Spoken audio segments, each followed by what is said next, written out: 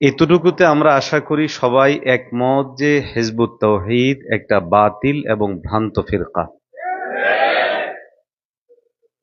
এবং তাদের বিগত সময়ের এই লম্বা কার্যক্রম আমাদের সামনে এতটুকু বিষয় স্পষ্ট করে দিয়েছে।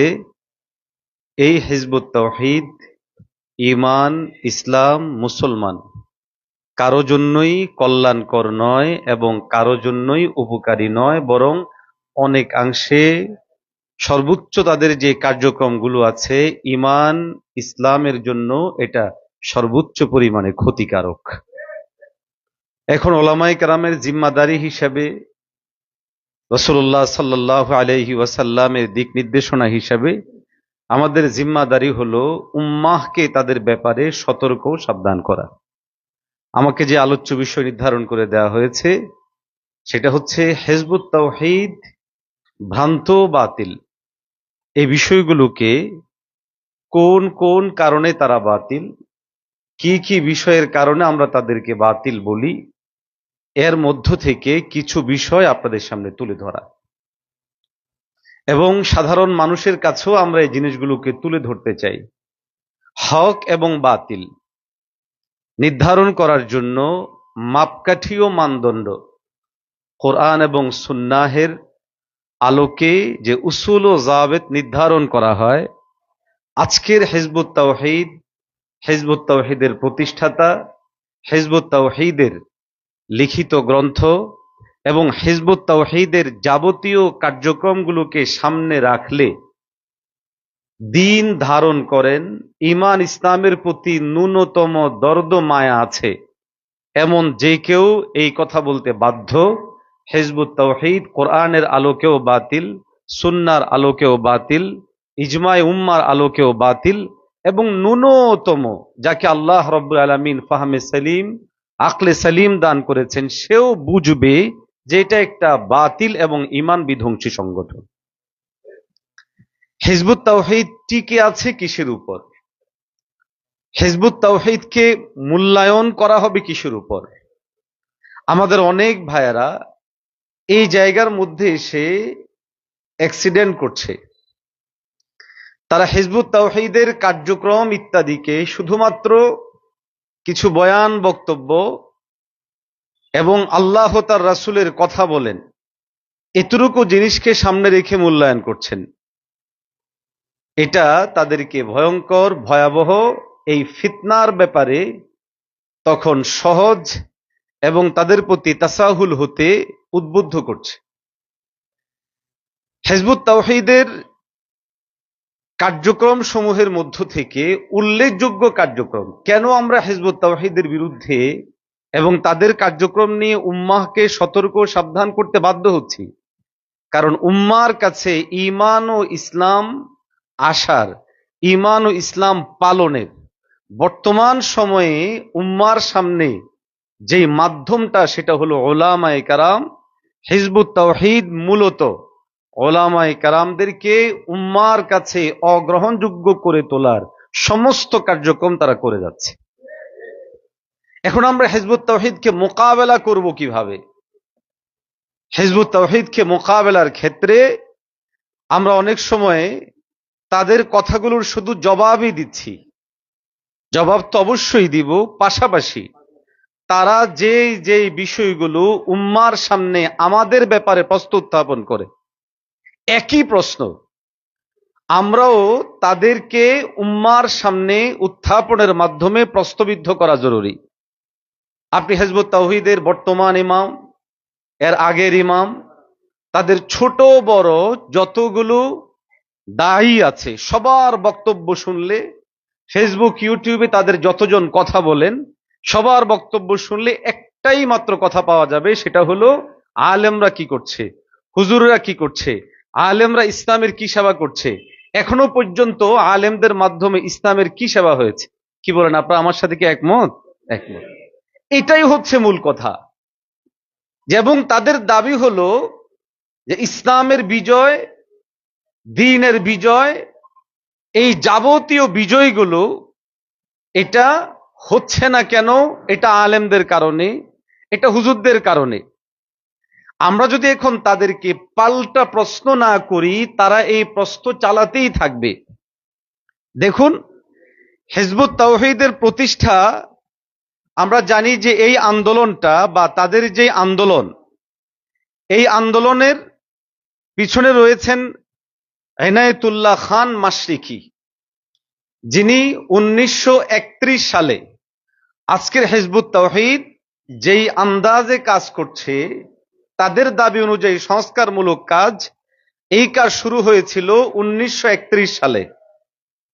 শুরু করেছিলেন এনায়েতুল্লাহ খান মাশরিকি। আমাদের বাংলাদেশে ওই কাজটার ধারাবাহিক কার্যক্রম শুরু করেছেন বায়েজিদ খান পন্নী, এবং সেটা 1995 সাল থেকে। এই জায়গায় টু দ্য পয়েন্ট, আমাদের জন্য এটা জরুরি, 1931 সাল থেকে হিসেব করে 2026, প্রায় 100 বছর। 1995 থেকে 2026, এই জায়গার মধ্যে এসে প্রায় 3 দশকের অধিক সময় পার হয়ে গেল। আমরা এখন তাদেরকে পাল্টা প্রশ্ন করা দরকার যে হিজবুত তাওহীদ এই সময়ের মধ্যে উম্মার জন্য আলেমরা করতে পারে নাই, হুজুররা করতে পারে নাই, ইসলামের এই কাজ আলেমরা করতে পারে নাই।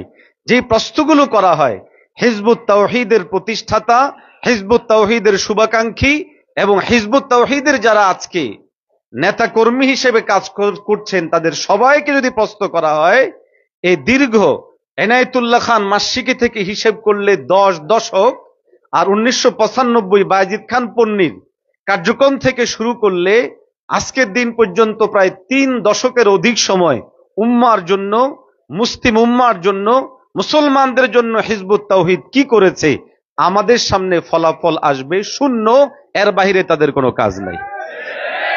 মুহতারাম হাজিরিন, হিজবুত তাওহীদের মূল সমস্যাটা কোথায়? কেন আমরা হিজবুত তাওহীদকে বাতিল ও ভ্রান্ত বলবো? আমি এখানে বেশ কিছু পয়েন্ট উল্লেখ করেছি সংক্ষেপে, এবং কিছু পয়েন্ট বিস্তারিত উল্লেখ করেছি। বাকি সমস্ত পয়েন্টগুলোর দার মদার হলো হিজবুত তাওহীদের যাবতীয় কার্যক্রমের ভয়ঙ্কর ভয়াবহ দিক হলো বিকৃতি। দেখুন, হিজবুত তাওহীদের প্রতিষ্ঠা, সূচনা এবং সেটার প্রচার প্রসার সম্পর্কে আমাদের শ্রদ্ধেয় মুফতির লুৎফুর রহমান ফরাজি সাহেব আলোচনা করবেন। বিকৃতি যেটা হিজবুত তাওহীদের পক্ষ থেকে হচ্ছে, আপনি যদি একটা একটা করে গুনতে শুরু করেন, সেখানে আমাদের আকায়েদের ব্যাপারেও তাদের বিকৃতিগুলো খুঁজে পাবেন, আমালের ব্যাপারেও বিকৃতিগুলো খুঁজে পাবেন, এবং মানহাজের ব্যাপারেও বিকৃতিগুলো খুঁজে পাওয়া যাবে। আমি মোটা দাগে একটা উদাহরণ দিচ্ছি। নামাজ আহলুস সুন্নাহ ওয়াল জামাআহ এবং উলামায়ে কেরামের, আমরা জানি রাসূলুল্লাহ সাল্লাল্লাহু আলাইহি ওয়াসাল্লাম থেকে শুরু করে আমাদের সময় পর্যন্ত আমাদের পূর্বসূরি উলামায়ে কেরামদের, আকাবির আসলাফদের, মুহাদ্দিসিনদের, ফুকাহায়ে কেরামের নিরবচ্ছিন্ন মেহনতের মাধ্যমে নামাজের একটা সুনির্দিষ্ট নাহাজ, সুনির্দিষ্ট পদ্ধতি, তরিকা আমাদের পর্যন্ত পৌঁছেছে। আপনি আমি যদি হিজবুত তাওহীদের নামাজের দিকে তাকাই, তাহলে দেখব তাদের এই নামাজ রাসূলুল্লাহ সাল্লাল্লাহু আলাইহি ওয়াসাল্লাম থেকে শুরু করে অদ্যাবধি আহলুস সুন্নাহ ওয়াল জামার আওতাভুক্ত উম্মার কোনো পাঠ এবং অংশের সাথেই তাদের এই নামাজের কোনো মিল নাই। এটা নামাজের ক্ষেত্রে বিকৃতি। একইভাবে আমাদের কিছু আকায়েদ ও বিশ্বাস আছে, যে আকীদা বিশ্বাসগুলোর উপরে আমাদের ঈমান নির্ভর করে, এমন অনেক আকীদা বিশ্বাসের ব্যাপারে তাদের বয়ান বক্তব্য অত্যন্ত জঘন্য ভয়ঙ্কর। দেখুন, দাজ্জাল সম্পর্কে রাসূলুল্লাহ সাল্লাল্লাহু আলাইহি ওয়াসাল্লাম হাদিস শরীফের মধ্যে স্পষ্ট করেই বলেছেন। এই ব্যাপারে তাদের বিকৃতিগুলো আমাদের ভাই মুফতি রেজাউল করিম আবরার হাফিজাহুল্লাহ আলোচনা করবেন। আমি শুধু বিকৃতির জায়গাটুকু বলছি। তার দাজ্জাল শিরোনামে একটা গ্রন্থ আছে, এই গ্রন্থের আগা গোড়া কেউ যদি কোনো পড়ে, তো রাসূলুল্লাহ সাল্লাল্লাহু আলাইহি ওয়াসাল্লামের যেই চিত্র, নবীজির হাদিস পাঠ করলে আমাদের সামনে স্পষ্ট হয়, কিন্তু হিজবুত তাওহীদের লিখিত দাজ্জাল গ্রন্থ কিংবা তাদের বক্তব্য শুনলে এর পুরো উল্টা একটা ভাবনা যেই কারো সামনে প্রতিষ্ঠিত হয়, যে বিষয়টা আমাদের রেজাউল কারিম আবরার সাহেব বলবেন ইনশাআল্লাহ। তার মানে হচ্ছে হিজবুত তাওহীদের মূল সমস্যাটা বিকৃতি। এটা 1931 সাল থেকে শুরু হয়ে ধারাবাহিকভাবে হতে হতে 2026 সাল পর্যন্ত এসে কোথায় গিয়ে পৌঁছেছে, আমাদের মুফতি রেজওয়ান রফিকির একটা আলোচনা আছে, আশা করি আজকেও সেটা করবেন ইনশাআল্লাহ। সেটা হচ্ছে আজকের হিজবুত তাওহীদ এবং নাস্তিক্যবাদ পার্থক্য শুধু এতটুকু, একটা সরাসরি নাস্তিক্যবাদ নিয়ে কাজ করছে, নাস্তিক্যবাদ পরিচয়ে কাজ করছে, আর হিজবুত তাওহীদ ঈমান ও ইসলামের নামে কাজ করছে। বাকি টার্গেট উভয়ের একটাই, সেটা হলো উম্মাহকে নাস্তিকতা, নাস্তিক্যবাদ এবং বেঈমান বানানো, এছাড়া তাদের ভিন্ন কোনো টার্গেট নেই।